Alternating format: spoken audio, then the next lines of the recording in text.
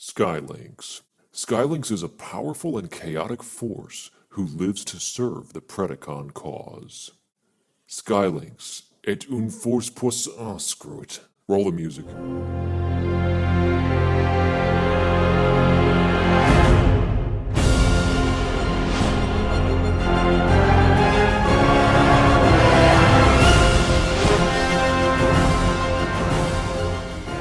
Welcome back to eBEFOREi Video Reviews. Here with another review of Transformers Beast Hunters Predacons Rising. Predacon SKYLYNX? Did we say Predacon SKYLYNX? That doesn't even make sense. Because in Generation 1, SKYLYNX was like an Autobot and stuff, and here he's a Predacon, so I'm not really sure what that's about. But, as you can see, he's very G1 accurate in his colors. He's got blue and red and white, and it is supposed to be SKYLYNX. But how did he become a Predacon? We'll get into that here in just a minute. He is a Target exclusive, and as you can see, he is a complete remold of Transformers Prime Beast Hunter Skystalker. So they took this figure and they decided, hey, let's make him G1.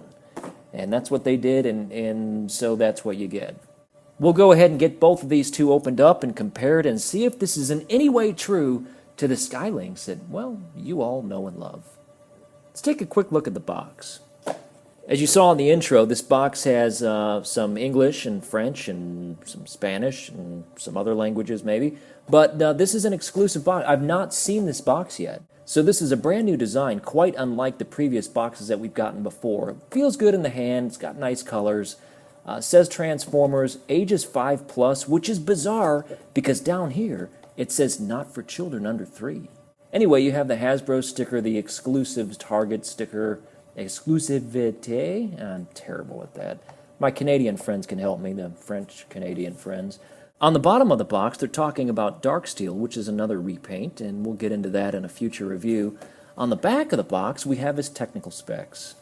His strength is a 7, intelligence a 4, speed is a 7, endurance is an 8, his rank is a 6, his courage is an 8, fire blast is 7, and skill is a 3.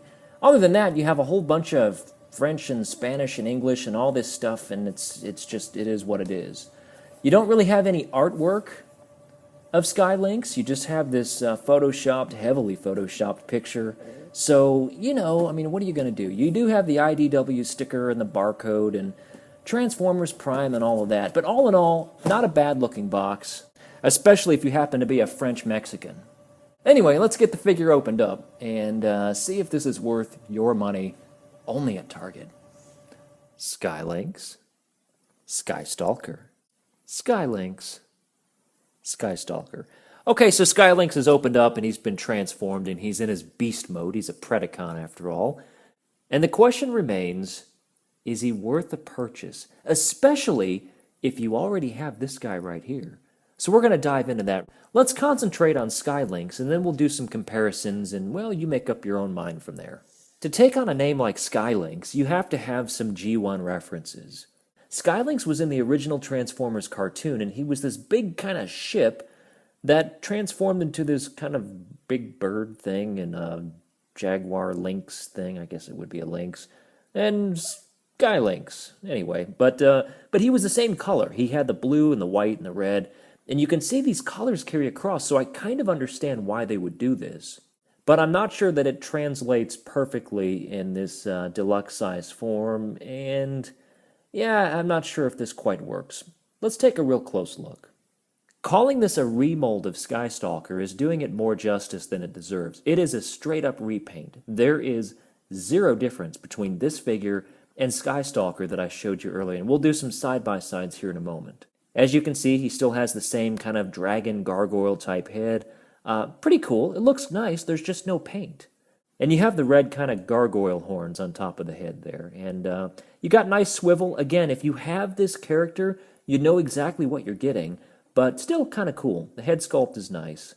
Mouth opens up and closes. And again, we talked about the movement. Now, in beast mode, you'll notice that the wings are locked into place. So you can't do a whole lot of movement outside of the joint here and the joint right above it, and so you can kind of get creative. Now these discs on his wings, these actually launch, and basically what you do is it kind of fires like a trigger. Oh no, be careful, I'm going to talk about guns.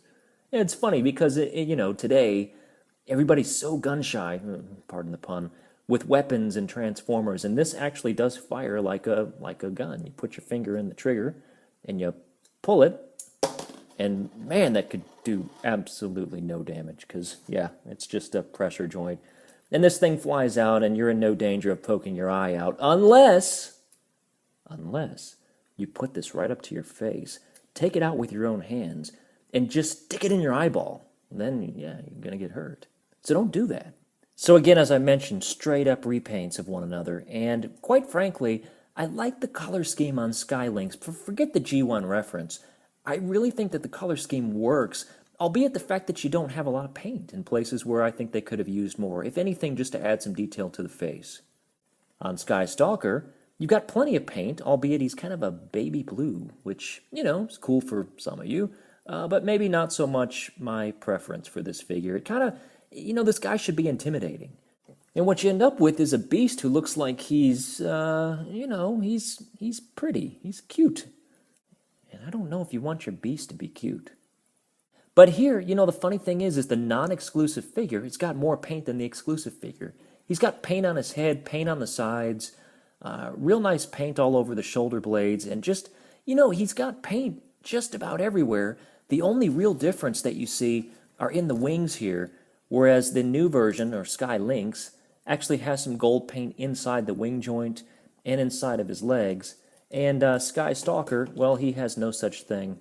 Empty, empty. You do have with Skystalker the kind of in plastic molding, the swirls that they put, and almost on this figure, almost looks like stress fractures in the plastic. But it's the way that all these Beast Hunters Transformers were kind of made. So each one is unique. And with the Target exclusive, you don't have that. What you do have, and I don't know if my camera is going to pick this up quite so clear, you have almost a metallic fleck base into the plastic, so it really kind of pops under the right lighting conditions. Pretty neat. All right, so that's your SKYLYNX in Beast mode. Let's go ahead and get him transformed into Robot mode, and then we'll take a look at him and compare him to his partner here as well. Transforming SKYLYNX is very simple. We'll walk through this real quickly if you want to see how he transforms into a robot. So basically, we'll start here at the legs, and you're going to un-cheetor him. Just pull these out. Pull, pull, kind of pivot the ankle here. He's got heel support. You can pull that out. It doesn't really work so well. I'll get into that here in a minute. And you're done with the legs. That's really all there is to it. You want to come back to the wings. Just kind of get them out of the way for now. Come back around to the tail. Lift it up just so you have enough space so that in the front you have enough clearance to push these two hip pieces together. There's a joint, there's a little tab right here and a hole right there. Marry these two up and they slot together real nice just like that. You want to come up to the arms. You've got his little hand joint right here, and you really just want to pivot this around. And you want to spin the beast claw around like that, so when you've got this up against there, it's going to basically hug up against his forearm just like that. Rinse and repeat on the other side, and basically you have his hands that are completed and done. Alright, to finish the arms, all you need to do is kind of boost them back up into place, and they give you kind of a satisfying snap when you do that. From that point, you can take these wings and just kind of get them out of the way. You want to open up the chest. Then you want to take his head, and you want to just squish it down into place like that. You want to open up the dragon mouth. After the dragon mouth is open, you want to reach into the head, pull that down, make sure the head is properly positioned down where it should be. Take the chest and push it in just like that. Come around to the back, and you'll notice that little spike that sticks up and that portion right there that's exposed. You just want to snap that whole back backwards so that it becomes flush up against the back. When you do that, it locks the chest in place. From here, it's all about personal preference with what you want to do with the wings. To differentiate between SKYLYNX and Skystalker, I like to do something a bit different with his wings. I'll keep the white bits out, and then I'll take the blue parts and I'll kind of curve them inward. So he has kind of like this, then kind of put the whole thing down, and he ends up with this kind of angelic look, which is pretty neat. To finish this off, you want to take the tail, lift it straight up so it sticks up over his head. Again, personal preference. The instructions don't really tell you to do this, but it's packaged that way, so why not? Just like on Skystalker, the end of this tail comes off, and you can put this in his hand like a weapon, or you can just chunk it aside like I do. And from this point, you're ready to stand him up, pose him up, and here we have SKYLYNX in his robot mode.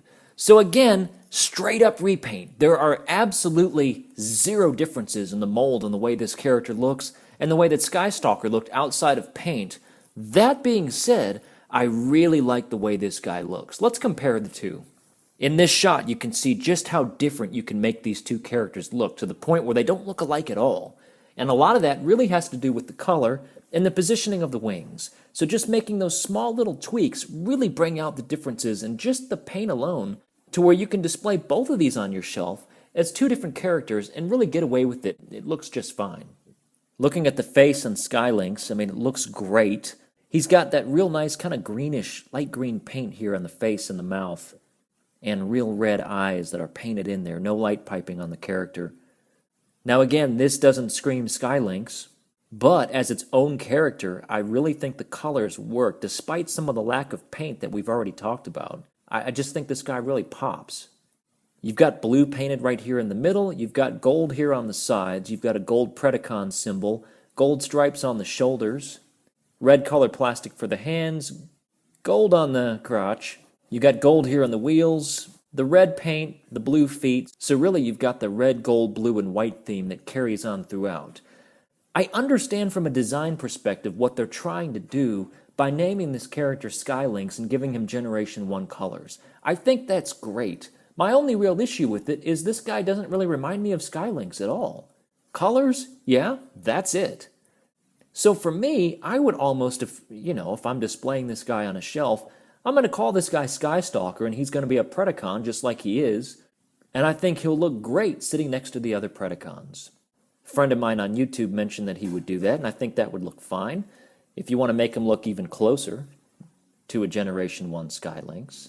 But as is, I think he looks really good. Now comparing some of the features with Skystalker, so comparing these two side by side, you can see that again, they're exactly the same as far as the way that they look. The only difference you get is colors, and yeah, I mean, they both look good in their own unique ways. I really liked the kind of silver Predacon symbol right here on his shoulder, but at the same time, the gold on SKYLYNX really looks great as well. Articulation, again, I think you know what you're getting, but you've got a head on the swivel.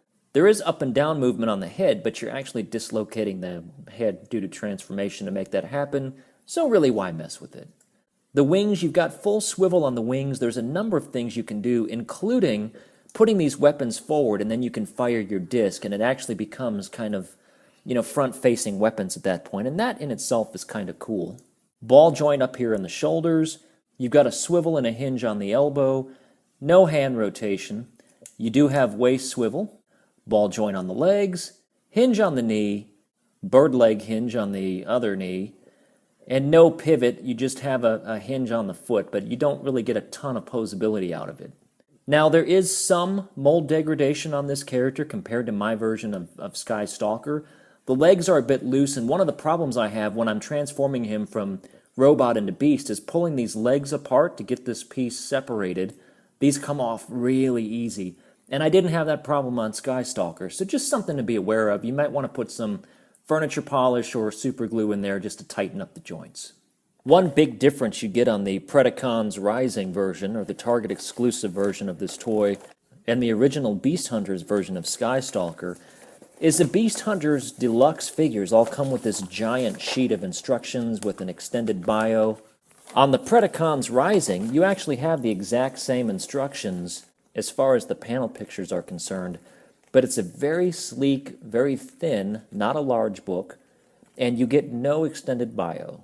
All in all, what do I think about SKYLYNX? Well, nice tribute to Generation 1 as far as the color scheme is concerned. Doesn't really remind me of the character at all, but as a sheer, do I enjoy the figure and do I enjoy him in this color scheme? Yes, I do. I recommend that if you happen to see this guy at your local Target, I wouldn't pay crazy prices for him online, but if you see him in retail, pick him up. I think he's a neat-looking figure. I'm generally a fan of the mold, easy transformation, beast mode looks good, robot mode looks good, and all in all, you can't really go wrong here. So thanks again for watching eBEFOREi video reviews. The comments that I've gotten from some of you since my return has really been tremendous, and I appreciate it so much. This channel is alive and well, it's going strong, I've got new videos in the making right now, and you'll see weekly postings from me from now on. If you want to look at all my other reviews, you can find them all at youtube.com/eBEFOREiNet. If you're on Facebook and want to follow me, you certainly can. I'm at facebook.com/eBEFOREi. And if you want to tweet me, careful now, you can do that at E_before_I. Everybody be good. We'll see you again real soon.